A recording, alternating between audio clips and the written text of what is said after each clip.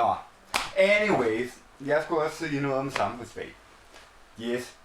I samfundsfag, der er det sådan, så er det meget simpelt. Der er 3 forskellige demokratiopfattelser. 3 af dem. Okay? 3 af dem. 3 af dem. 3 af dem. Og der er det sådan, så jeg tænker på, at man forklarer det sådan, så I folk forstår det. Så har jeg altså simpelthen taget nogle badeænder, fordi jeg ved, at I godt kan lide ænder, og de kan sikkert også godt lide jer. Anyway, der er det sådan, at vi har de 3 former. Den ene, det er repræsentativ demokrati. Den anden af dem, det er ikke anarkisme, det er direkte demokrati. Og den tredje af dem, det er konsensusdemokrati, eller samtaledemokrati. Repræsentativ demokrati, forklaret med ender, det er simpelthen, at vi gør det, at vi har en masse badeender her. Bam, bam, bam. Og så er det så, at man enten kan sige, at man vælger en stor and her, som så repræsenterer dem alle sammen. Det har man typisk set, når man har et monarki, hvor man har et demokratisk eller folkevalgt monark, og ellers så kan man have en præsident. Der er det så, at man også kan vælge, at vi havde rigtig mange ender som her, ikke?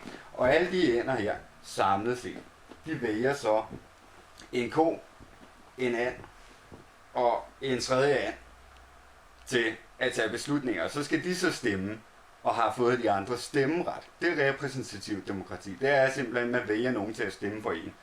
Direkte demokrati, det er noget helt andet. Så har vi lige pludselig alle enderne på én gang. Og alle enderne sammen, de vælger så sammen.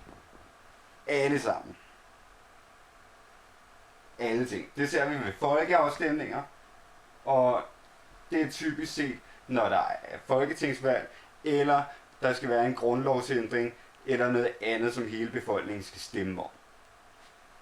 Så, det er altså direkte demokrati. Det er, hvor man skal stemme om alt. Og der er det sådan, at man kan sige, at ulempen ved det er, at der er rigtig mange, der ikke gider at forholde sig til rigtig mange ting, og derfor vælger mange repræsentativt demokrati i stedet for, hvor andre hellere vil have mere direkte demokrati, fordi de føler, at de ikke får nok indflydelse. Så den tredje af dem alle sammen, det er samtaledemokrati. Det betyder faktisk, at man skal snakke sammen. Det kaldes også konsensusdemokrati, fordi der har man simpelthen alle enderne. Og de har alle sammen stemmeret, ligesom i direkte demokrati.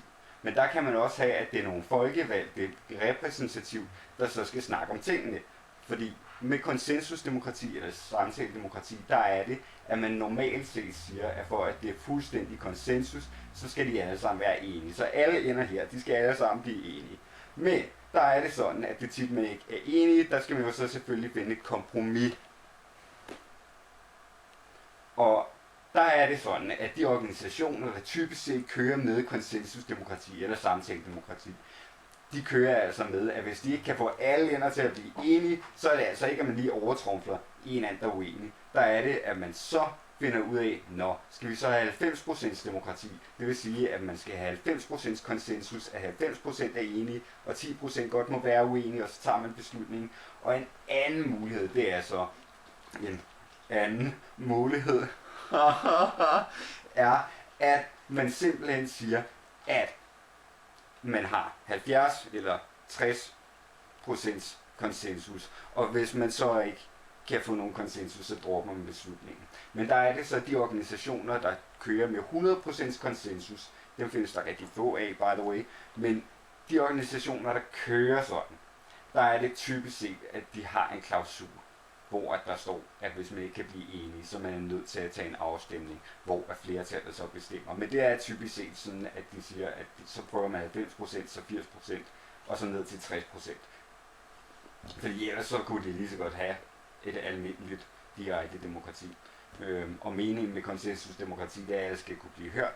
En anden kritik af det kan for eksempel være, at det ved jeg ikke, at der er nogen, der er dårlige til at snakke, og ikke gider at sige sin mening, fordi de generer det eller sådan noget. Typisk set så vil man sige, at nogen har det rare ved at lave anonyme afstemninger, fordi så ved man ikke, hvem der har sagt hvad, og så kan man sige, hvad det passer en, og stemme, hvad det passer en, uden at skulle have nogle sociale konsekvenser. Og så er der andre, der siger, at så må man altså bare tage sig sammen, hvis man ikke kan deale med det. Og der er det jo sådan, at der er jo forskellige holdninger, og det er altså ikke det, jeg skal rage mig i eller blande mig i. Så det er jeg ligeglad med. Det mener I skal vide alle de her ting. Held og lykke.